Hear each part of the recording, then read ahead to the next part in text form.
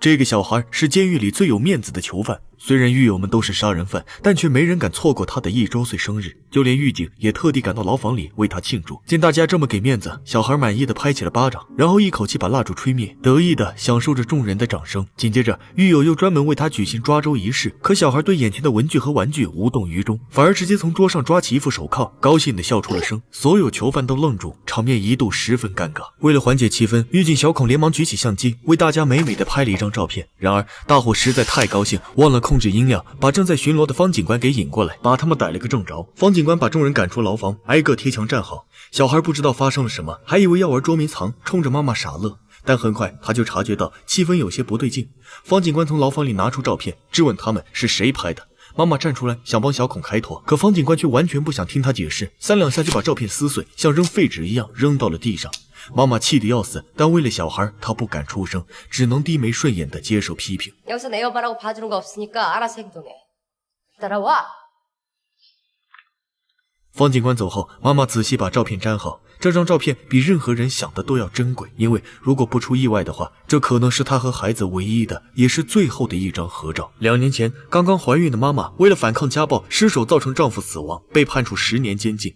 按照当地法律，犯人如果在服刑期间生孩子，可以在监狱里把孩子养到18个月大。虽然妈妈很不舍，但法不容情，6个月后她只能把孩子送出监狱。更何况监狱始终是监狱，不可能让孩子一直待下去。这天夜里，孩子突然发烧，小孔很快赶到，想把他带到医院治疗，可妈妈不放心，哀求着也想一起去，于是主动提出要给自己戴上手铐。小孔很为难，但狱友们也过来求情，他心一软，只好同意。就这样，妈妈戴着手铐，连囚服也没换，急匆匆地闯进了儿童医院。不料刚进门，其他家长便纷纷投来鄙夷的目光，就连医生夸奖小孩的话，听起来也是那么的刺耳。주사 맞는데 그냥 한 번도 안 오네, 응? 야 임마, 쟤는 네 엄마가 졌지 네가 졌어?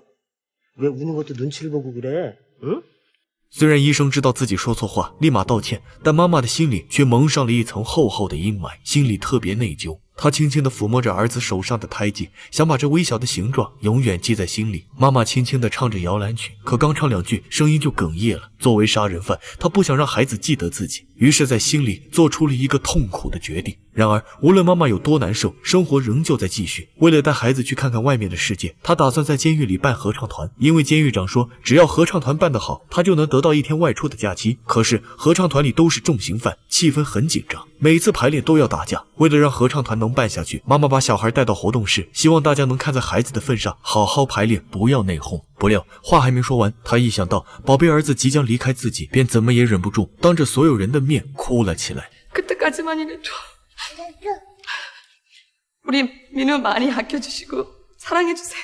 妈妈的眼泪让在场的每个人都沉默了，母子情深让原本剑弩拔张的气氛瞬间平息下来。往后的日子，合唱团再也没有闹过矛盾，每个人都全心全意的练习，希望能让妈妈不要那么悲伤。随着日子一天天过去，汇报演出的时候到了。由于这几个月的努力，演出十分成功，就连前来视察的领导也赞不绝口，让监狱长一定要把合唱团办下去。然而，就在大家沉浸在喜悦中时，小孔却沉着脸把妈妈叫了过去。说外出假期已经通过，他可以换上便装，不用戴手铐，去任何想去的地方。妈妈没想到会这么快，激动地跳了起来。몇 박 며칠이야? 1박 2일? 2박 3일? 근데 왜? 그날 민우 보내야 돼요. 妈妈愣住了，目光逐渐黯淡，可很快她又故作轻松地答应下来，还用力挤出笑容，安慰小孔不要悲伤。下午，狱友们得知消息，轮流守在小孩身边陪他玩耍。狱友劝妈妈说，可以先把孩子送给亲戚抚养，等他出狱，孩子也才10岁，不会影响什么。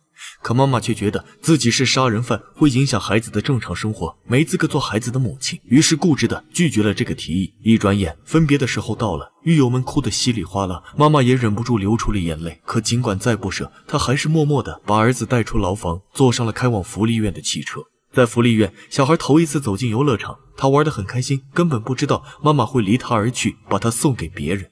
妈妈隔着玻璃冲儿子挤出一个微笑，可笑着笑着，眼泪就止不住地落了下来。长痛不如短痛，为了不让孩子察觉，他只能忍住眼泪，深吸一口气，趁孩子不注意时赶紧离开。然而他们刚走到门口，楼上却突然传来小孩的哭声，妈妈立马转头，急切地往楼上跑去，生怕跑得慢了孩子会发生意外。可是等妈妈跑上楼，可眼前的景象却让她愣在原地，难受到完全不能呼吸。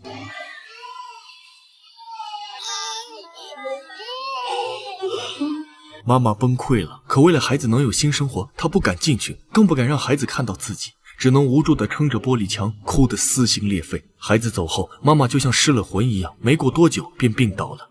她的心里就像少了一块肉，空荡荡的，让人看不到生活的希望。狱友安慰说，只要好好生活，刑满之后，她或许还能再见到儿子，儿子说不定也还会认她这个母亲。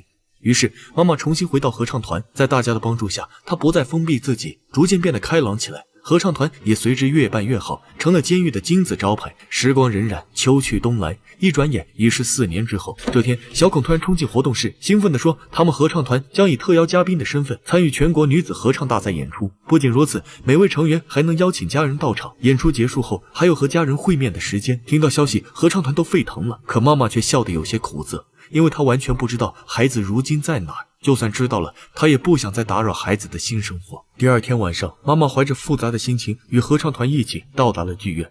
在几十个狱警的护送下，他们来到化妆间，换上漂亮的裙子，忐忑不安地走上了舞台。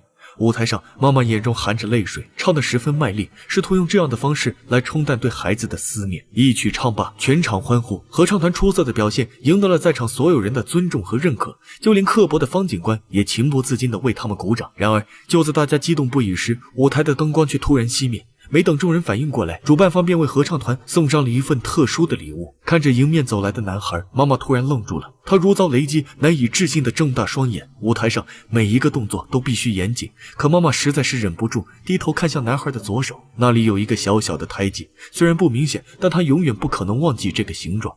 身边的男孩就是她朝思暮想4年未见的儿子。可是妈妈的目的似乎已经达成了，孩子真的完全不记得自己。他心里有些苦涩，可看到孩子天真无邪的笑脸，妈妈心头一跳，再多的心酸和委屈顿时烟消云散。过了很久，妈妈都没能移开视线，直到歌曲即将结束，直到把孩子的模样深深刻在心里，她这才抬起头，悲伤却坚定地做出了自己的决定。